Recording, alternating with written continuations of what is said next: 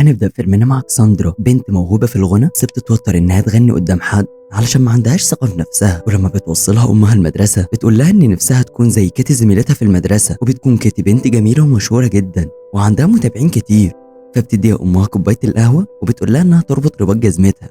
ولما كساندرا بتدخل المدرسة بتشوف كيتي وهي واقفة مع صاحبتها وبيتريقوا على كل زمايلهم. ولما بتحاول كساندرا تقرب منها بتتكعبل في رباط جزمتها وبتوقع القهوة على جزمة كيتي، فبتتعصب منها جدا وبتسيبها وتمشي. وبعد شوية وهم في الحصة بتسأل المدرسة بتاعتهم سؤال لكيتي علشان شايفاها ماسكة الموبايل ومش مركزة في الحصة. وطبعا كيتي مش بتعرف تجاوب، على عكس كساندرا اللي بتجاوب كويس جدا وبتمدحها المدرسة بتاعتهم وبتتريق على كيتي. وهنا بتكون كيتي جابت اخرها من كساندرا، وشويه بتكون كساندرا بتتمشى مع صاحبتها ابي. واول ما كساندرا بتدخل الكافيتيريا بتكون كيتي محضره لها مقلب وتوقع كيس فيه لبن على دماغها وبتصوره وبتنزله على صفحتها. وبتروح كساندرا الحمام علشان تغسل شعرها وبتقول لها ابي انها لازم تروح تشتكي للمديره، بس كساندرا مش بترضى تكبر الموضوع. وبالليل بتكون كساندرا في اوضتها وبتلاقي ان الفيديو بتاعها كيتي نزلته وجابت مشاهدات كتير، فبتتمنى كساندرا ان كيتي تكون مكانها علشان تشوف اللي هي شايفاه وبتنام. وتاني يوم بتصحى كساندرا وبتلاقي نفسها بقت في جسم كيتي، وبتصحى كيتي وبتلاقي نفسها بقت في جسم كساندرا، وده علشان امنية كساندرا اتحققت. فبتنزل كساندرا وبتركب عربية كيتي وبتروح لبيتها، وهناك بتلاقي كيتي مستنياها وبتاخد منها العربية وبيروحوا المكان بعيد علشان يتكلموا. وبتسألها كيتي لو تعرف حاجة تخص الموضوع ده، فبتقول لها انها اتمنت امنية امبارح وهي انك تشوفي اللي انا شفته. وبتحاول كيتي انهم يروحوا لدكتور يمكن يعرف يرجعهم، بس كساندرا بتقول لها انهم ممكن يعملوا عليهم تجارب لو عرفوا حاجه زي كده. وبيقرروا في الاخر انهم يروحوا المدرسه ويتعاملوا مع الموضوع عادي لحد ما يلاقوا طريقه يرجعوا بيها لاجسامهم. ولما بيوصلوا بيكونوا بدلوا لبس بعض، وبتروح كيتي علشان تفتح الخزنه بتاعتها بس بتلاقي اصحابها مش بيكلموها، وبتعرف انهم شايفينها في جسم كساندرا وبتحاول تفهمهم الموضوع بس محدش بيصدقها.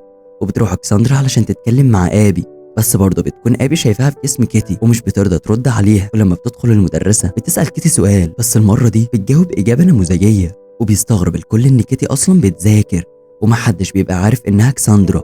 وبعد الحصه بتتكلم كساندرا مع كيتي وبتقول لها ان المفروض كل واحده تتعامل على طبيعه التانيه علشان ما يلفتوش الانظار. ولما بتعرف كيتي ان كلير اللي كان مشهور في المدرسه بتاعتهم بتروح معاه، وفي الطريق بيقول لها كلير ان كيتي مشهوره شهره غير مستحقه وبيكون متضايق من اللي عملته في اخته. وبتنسى كساندرا انها في جسم كيتي وبتروح على بيتها، بس امها بتستغل انها شافت كيتي قدامها وبتخليها تعتذر لكساندرا، وبتقول لها كساندرا انها عاوزه هدوم من عندها. ولما بتروح كساندرا البيت كيتي وبتقابل ابوها واللي بيكون فخور باللي عملته كساندرا، وبيطلع ان اهل كيتي سابوا شغلهم وبقوا ماسكين صفحات كيتي لما عرفوا انها مشهوره. وبتقول لهم كساندرا ان ده غلط، بس بيقولوا لها انها تطلع تعمل فيديو جديد علشان يجيب لهم فلوس. ولما بتطلع كساندرا اوضه كيتي بتغير كلمه السر بتاعت صفحتها وبتمسح فيديو مقلب كساندرا، وبتطلع لايف وبتتكلم عن كساندرا وبتقعد تمدح فيها. وتاني يوم بتقابل كساندرا كيتي وبتديها هدومها في الحمام، وبتكون كيتي متضايقه جدا علشان غيرت كلمه السر وبتطلب منها انها تقول لها كلمه السر الجديده، بس كساندرا بترفض علشان خايفه لا تنزل المقلب بتاعها تاني. وبعد المدرسه بيروحوا هما الاتنين على بيت كيتي،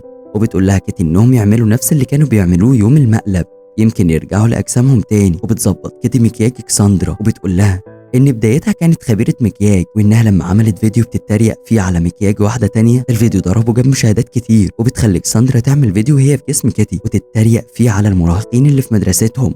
وبتوافق كساندرا وبتقول لها انها لازم تحضر جلسه الدعاء اللي هيعملوها النهارده في بيت كساندرا، فبتوافق كيتي بشرط انها تديها الباسورد الجديد. وبالليل بتكون عيله كساندرا موجودين ومعاهم كيتي اللي في جسم كساندرا، وبيبدا كلير كلامه عن مبدا التسامح بين الناس.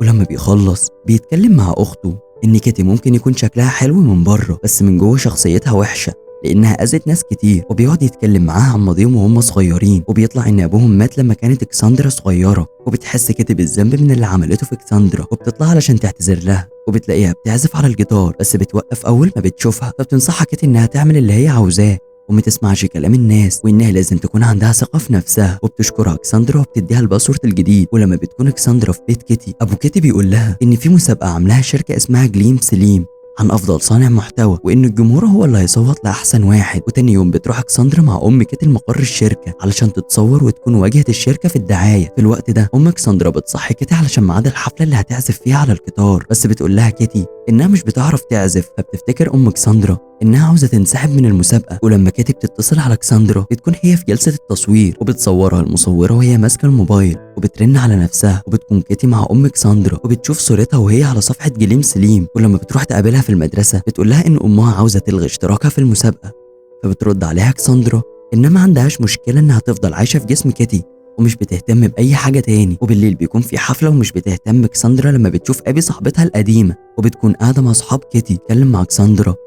بتهددها كساندرا انها تقص شعرها لو ما سكتتش. وبتقول لها كيتي ان هي اللي عملتها بعد ما كانت نكره. وبيتخانقوا مع بعض وكل ده بيكون الموجودين شايفينه وبيصوروه. بس بيجي كلير وبيفض الخناقه ما بينهم وبياخد اخته وبيروحها البيت. ولما بترجع كساندرا على بيت كيتي بتلاقي ابوها وامها موجودين ومتضايقين من اللي عملته. وبسبب الفيديو اللي اتصور ليها جليم سليم لغت التعاقد معاها. وبعد كده بتعمل كساندرا فيديو وهي بتعتذر فيه من اللي حصل منها. وبتقول ان الناس المفروض يتكلموا مع بعض بدل ما يتريقوا على بعض وان الناس ما تتريقش على حد من غير ما تعرف شعوره. وتاني يوم بتروح كساندرا تعتذر لكيتي عن اللي حصل منها وبيحضنوا بعض وبيتكلموا هما الاتنين وبيحكوا اللي حصل لكلير اخو كساندرا. بس مش بيكون فاهم هو ايه اللي حصل. بس بيقول لهم انهم يحبوا بعض اكتر. وبيقرروا ان كيتي لازم تتعلم العزف على الجيتار قبل ميعاد المسابقه اللي هتكون في نفس اليوم مع التقديم لشركه جليم سليم.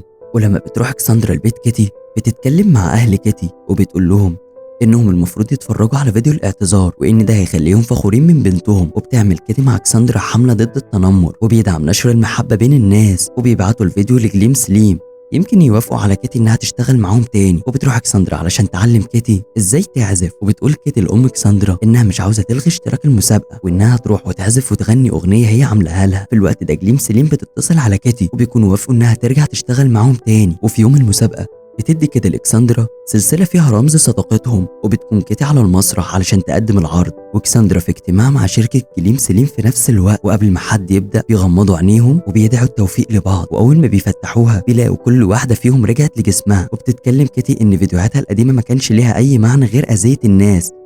بس هي دلوقتي عملت حمله ضد التنمر وكل فيديوهاتها اللي جايه هتكون هادفه وليها معنى. في الوقت ده بتكون كساندرا خلصت غنى وعزف وبتكون امها مبسوطه جدا منها وبتعيط من الفرحه. ولما بترجع كيتي بتلاقي ان امها وابوها شافوا الفيديوهات الاخيره اللي عملتها وانهم فخورين بيها وبتحضنهم كيتي لاول مره. وفي يوم بتكون كيتي مع كساندرا وبيعملوا فيديو مع بعض وبيتكلموا فيه ان الناس لازم تقرب من بعض ويحبوا الخير لبعض.